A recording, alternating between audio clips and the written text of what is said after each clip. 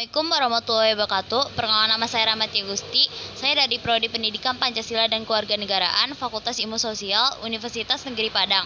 Dengan dosen pembimbing Bapak Giovanni Farel, sarjana pendidikan, Magister Pendidikan Terapan. Dengan tugas membuat video presentasi menggunakan file PowerPoint. Saya mau menjelaskan sedikit tentang sistem komputer. Nah, menurut beberapa ahli, yang pertama itu ada Robert Hart Blismer. Komputer adalah suatu alat elektronik yang mampu melakukan beberapa tugas seperti menerima input, memproses input sesuai dengan programnya, menyimpan perintah-perintah dan hasil pengolahan, serta menyediakan output dalam bentuk informasi. Yang kedua adalah William Sawyer. Komputer merupakan mesin multiguna yang dapat program yang menerima data, fakta-fakta, gambar-gambar kasar, dan memproses memanipulasi dalam informasi yang dapat digunakan. Menurut Donald H. Sanders, komputer adalah sistem elektronik untuk memanipulasi data yang cepat dan tepat, serta dirancang dan diorganisasikan supaya serta otomatis menerima dan menyimpan data input, memproses dan menghasilkan output di bawah pengawasan suatu langkah-langkah, instruksi program yang tersimpan di memori. Yang keempat, menurut Hammarskjöld dan kawan-kawan, komputer adalah mesin menghitung elektronik yang cepat dan tepat, menerima informasi input digital, memprosesnya sesuai dengan suatu program yang tersimpan di memorinya, dan menghasilkan output informasi. Yang kelima, menurut Jigoyanto, komputer adalah alat elektronik yang menerima input data, mengelola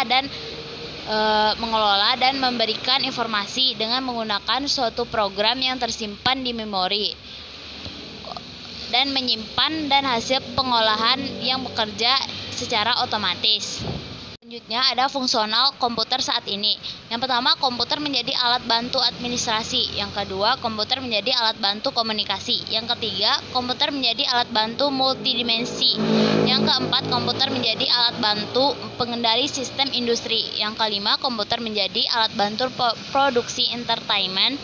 Yang keenam, komputer menjadi alat bantu periksa kesehatan. Yang ketujuh, komputer menjadi alat bantu kendali perang. 5 generasi komputer. Yang pertama, generasi pertama atau tabung vakum pada tahun 1946. Yang kedua, generasi transistor sekitar tahun 1959 hingga 1965. Yang ketiga, ada generasi ini disebut dengan generasi ketiga, pertama kali dikembangkan oleh Jack Kilby.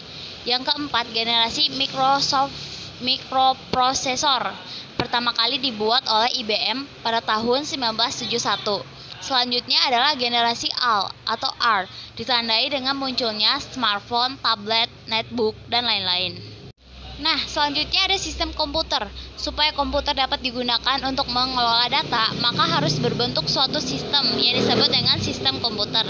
Komponen sistem komputer itu ada 3. Yang pertama, hardware, software, firmware.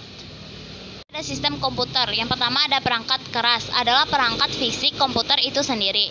Yang kedua ada perangkat lunak, adalah program yang berisi perintah-perintah untuk melakukan proses tertentu. Selanjutnya ada firmware, adalah manusia yang terlibat di dalam mengoperasikan serta mengatur sistem komputer. Nah, ini contohnya di bawah ini. Nah, ini contoh dari arsitektur komputer. Bisa dilihat ya. Bagian dari komputer seperti speaker, monitor, DVD, dan lain-lain. Contohnya lagi ya, contoh dari bagian-bagian komputer.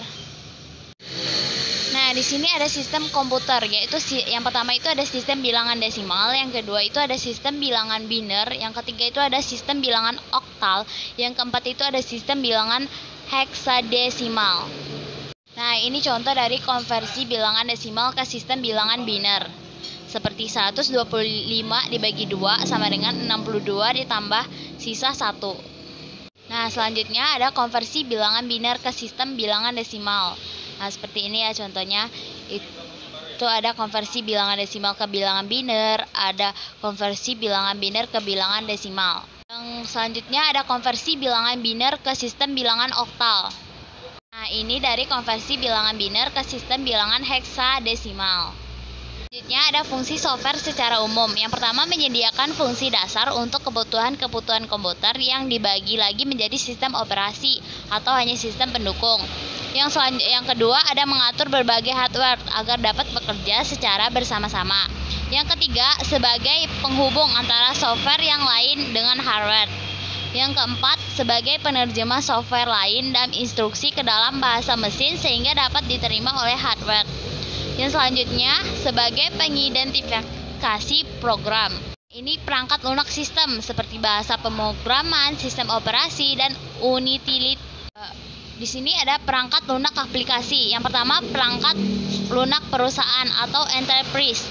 Yang kedua perangkat lunak infrastruktur atau perusahaan.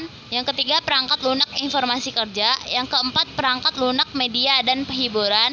Yang kelima ada perangkat lunak pendidikan. Yang keenam ada perangkat lunak pengembangan media. Yang ketujuh ada perangkat lunak rekayasa produk. Sekian yang dapat saya sampaikan. Kurang lebihnya mohon maaf. Wassalamualaikum warahmatullahi wabarakatuh.